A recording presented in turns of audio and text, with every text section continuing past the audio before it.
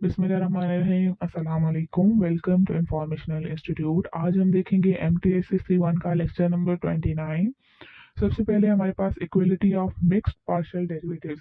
Mixed partial derivative हमारे पास क्या होते हैं कि अगर जैसे हमारे पास एफ ऑफ एक्स वाई है या एफ ऑफ वाई एक्स है, यानी अगर हम फंक्शन को पहले पार्शियली डिफरेंशिएट करें विद रिस्पेक्ट टू एक्स और उसके बाद उसको डिफरेंशिएट करें विद रिस्पेक्ट टू वाई, तो ये हमारे पास मिक्स्ड पार्शियल डेरिवेटिव आ गया है। इसी तरह पहले अगर हम y से करें और फिर x से करें तो वो भी हमारे पास मिक्स्ड पार्शियल डेरिवेटिव होगा।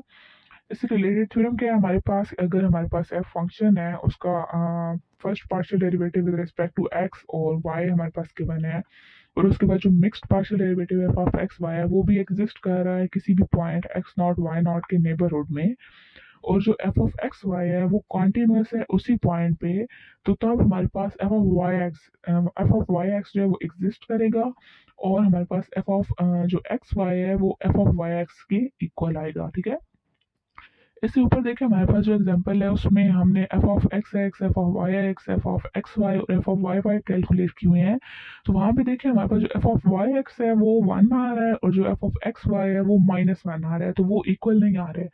तो इसका मतलब ये है कि हमारे पास इन जनरल ये ट्रू नहीं होते, लेकिन जो टर्म्स इस थ्योरम में गिवन है, कुछ प्रॉपर्टीज गिवन है, जैसे हमारे पास कुछ किसी भी पॉइंट के नेबरहुड पे और वो हमारे पास उस पे f of x y continuous होगा तभी हमारे पास वाई एक्स एग्जिस्ट करेगा और वो दोनों इक्वल आएंगे।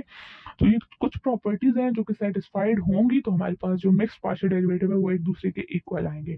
ठीक है, इसका प्रूफ हम स्किप कर रहे हैं, काफी लेंथी है तो ये इंपॉर्टेंट नहीं है। Generalisation of equality of mixed partial derivative. अब यहाँ पे देखें हमने जो मिक्स्ड पार्शियल डेरिवेटिव डिस्कस किए हैं वो हमने जस्ट सेकंड ऑर्डर तक किए हैं। ठीक है, एफ ऑफ एक्स वाई और एफ ऑफ वाई एक्स, क्योंकि हम यूक्लिडियन स्पेस को डिस्कस कर रहे हैं और यहाँ पर तो हमारे पास काफ़ी सारे कंपोनेंट्स होते हैं, और हम इस विद रिस्पेक्ट टू जो पार्शियल मिक्स्ड पार्शियल डिफरेंशिएट करें तो हमारे पास एक्स वाई जी बहुत सारे इस तरह कंपोनेंट्स आ सकते हैं। तो हमारे पास f of x y g आ जाएगा, f of g y x आ जाएगा। तो इस तरह के बहुत सारी जो है मिक्स पार्शियल डेरिवेटिव जब आएंगे तो हम उनकी यहाँ पे वन बाय वन डिस्कस नहीं करें, तो हमने जस्ट उसको जनरलाइज किया है कि हमारे पास उसको जनरलाइजेशन करें तो क्या फॉर्म बनती है। तो उसी से रिलेटेड थ्योरम क्या है कि अगर एफ फंक्शन है हमारे पास और उसके जो पार्शियल डेरिवेटिव है वो ऑर्थ ऑर्डर है, ठीक है, क्योंकि हमारे पास जो लास्ट टर्म है वो बहुत सारी है कंपोनेंट है, तो हमने कह दिया कि हमारे पास ये है वो ऑर्थ ऑर्डर पार्शियल डेरिवेटिव है और वो तमाम के तमाम किसी भी ओपन साइड पे कॉन्टिन्यूस है। तो फिर हम उसकी जनरलाइजेशन फॉर्म किस तरह लिखेंगे, नेक्स्ट पेज पे गिवन है कि पार्शियल और f of x divided by partial x1 r1 partial x2 r2 up to partial x n r n।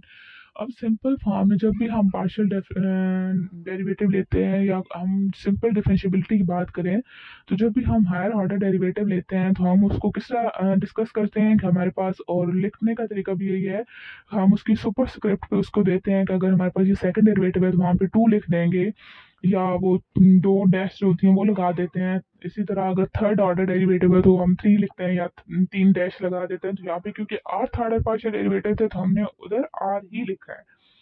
It being understood that arc is lying between 0 and r, and if arc is equal to 0 then we omit the symbol from the denominator।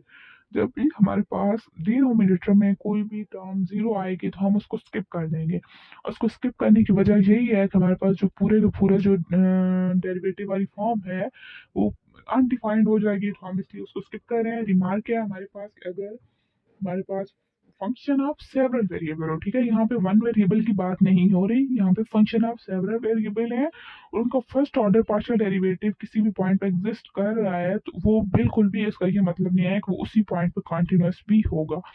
जब हम one variable की बात करेंगे तो ये condition satisfied करेगी, लेकिन जब सेवरल वेरिएबल्स की बात आएगी तो हमारे पास जो है अगर उसके पार्शियल डेरिवेटिव एग्जिस्ट कर भी रहे होंगे लेकिन फिर भी हमारे पास वो कॉन्टिन्यूस नहीं होगा। उसी से रिलेटेड एक एग्जांपल इन्होंने क्या दिया है कि हमारे पास एक पीस वाई डिफाइंड फंक्शन है एफ ऑफ एक्स वाई, जिसमें x y divided by x square plus y square तब है जब वो नॉट इक्वल टू 0 0 है, और जब ओरिजिन पे है तो हमारे पास वैल्यू 0 आएगी। अब इस एग्जांपल पर तुमको देखें तो हमने ऑलरेडी ये एग्जांपल डिस्कस की हुई है, इसकी लिमिट को हमने डिस्कस किया था जो कि एग्जिस्ट नहीं कर रही थी, क्योंकि हमने जब y is equal to x लिया था तो 1/2 आ रही थी, और जब हमने y is equal to minus x लिया था तो -1/2 आ रही थी। अब इस फंक्शन की लिमिट एग्जिस्ट नहीं कर रही, लेकिन इसके जो पार्शियल डेरिवेटिव्स हैं वो एग्जिस्ट कर रहे हैं। एफ ऑफ एक्स जो है वो भी हमारे पास जीरो आ रहा है, और जो एफ ऑफ वाई है वो भी जीरो आ रहा है। लेकिन क्योंकि अब इसकी लिमिट एग्जिस्ट नहीं कर रही, लेकिन पार्शियल डेरिवेटिव एग्जिस्ट कर रहे हैं, तो ये हमारे पास जो है वो कॉन्टिन्यूस नहीं होगा। रिमार्क क्या है कि हमारे पास जो फंक्शन ऑफ सेवरल वेरिएबल की डिफरेंशियबिलिटी की प्रॉपर्टी है या कंडीशन है वो स्ट्रॉन्गर है कॉन्टिन्यूटी से। और वो कंडीशन हमारे पास क्या है, या हम डिफरेंशियबिलिटी को यहाँ पे डिस्कस कैसे करेंगे कि अगर हमारे पास फंक्शन है वो डिफरेंशिएबल हो किसी भी पॉइंट एक्स नॉट पे, और वो एक्स नॉट जो है वो डोमेन से बिलोंग करे, ठीक है। क्योंकि सेवरल वेरिएबल्स हैं, तो हमारे पास x one naught, x two naught, up to x n naught, यहाँ तक आएंगी वैल्यूज। इसी तरह जब हमारे पास वेरिएबल्स ज़्यादा हैं तो कांस्टेंट भी ज़्यादा होंगे, m one m two up to m n, such that limit x to x naught f of x minus f of x naught minus summation I is equal to 1 to n mi of xi minus xi naught divided by absolute value of x minus x naught is equal to 0। ये हमारे पास है differentiability की एक equation कि हम जब भी किसी भी सेवरल वेरिएबल के फंक्शन को डिफरेंशिएट करना चाहें तो हम इस फॉर्म में डिफरेंशिएट कर सकते हैं। हम उसका एफ ऑफ एक्स फाइंड करें, minus f of x not find करें, फिर उसके जो एम कंपोनेंट है वो फाइंड करें, उसको डिवाइडेड करें absolute value of x minus x not से, फिर उसकी लिमिट लें, और वो हमारे पास अगर जीरो आए तो हमारे पास वो जो सेवरल वेरिएबल का फंक्शन है वो डिफरेंशिएबल है। यहाँ पे एग्जांपल है, उसको हमने शो करना है कि हमारे पास point x not y naught पे डिफरेंशिएबल है। तो हम उसी तरह उन्हीं चीज़ों को फाइंड करेंगे, F of x minus f of x not find करेंगे, एम कंपोनेंट फाइंड करेंगे, एब्सोल्यूट वैल्यूज फाइंड करेंगे, तो हमारे पास वो जीरो आनी चाहिए। तो यहाँ पे देखिए हमारे पास क्या है कि जब जो function f of x y minus f of x not y not हमने लिया, उसको जब हमने माइनस किया तो हमारे पास क्या है, x square plus two x y minus x naught का square minus two x not y naught. फिर हमने इनको सिंप्लीफाई वहाँ में किया, ठीक है। यहाँ पे सिंप्लीफाई किया गया सिंपल जो टर्म्स थी हमारे पास ए प्लस ए स्क्वायर माइनस बी स्क्वायर का जो फार्मूला होता है ए प्लस बी इंटू ए माइनस बी, वो ओपन किया गया है। फिर कुछ टर्म्स इन्होंने खुद से ऐड और सब्ट्रैक्ट किए हैं, तो जो एंड में हमारे पास फॉर्म आती है वो क्या आती है, m1 of x minus x naught plus m2 of y minus y naught plus x minus x naught of x minus x naught plus 2y minus 2y naught। अब यहाँ पे देखें जो m1 की टर्म है वो हमारे पास क्या है, 2x not plus y not, और जो m2 की है वो क्या है, 2x नॉट।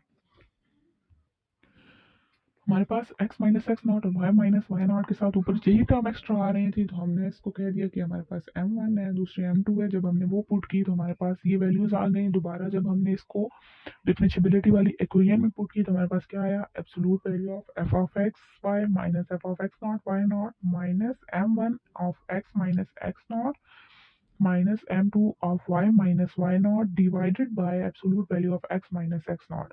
अब यहाँ पे देखें हमारे पास नीचे जब इस इक्वेशन की वैल्यूज पुट की गई हैं तो हमारे पास क्या आया है, जो x minus x not plus two y minus y not वाली टर्म है उस पर हमने शार्ज इनइक्वालिटी अप्लाई की है। इसको ऑलरेडी हमने एक पिछले एग्जांपल में अप्लाई किया था कि हमारे पास दो कंपोनेंट थे, एक वन था और एक टू था, और जो दूसरा था x minus x not y minus y not था।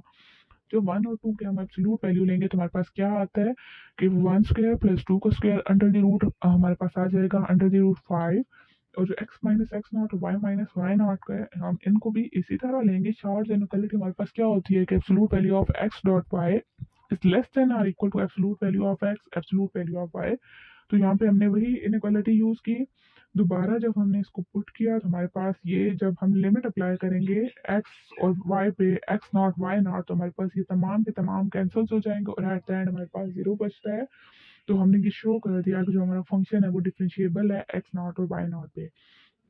इसी के बाद थ्योरम है कि अगर हमारे पास f कोई भी डिफरेंशिएबल फंक्शन है x नॉट पे, और f x1 of x not और f x2 of x not up to f x n of x not exist कर रहे हैं, और हमारे पास कांस्टेंट m1 m2 है, तो दोबारा वही डिफरेंशिएबिलिटी वाली जो कंडीशन है उसको हम उसमें जो m1 m आया है उसको हम क्या लेंगे, f of x i of x not.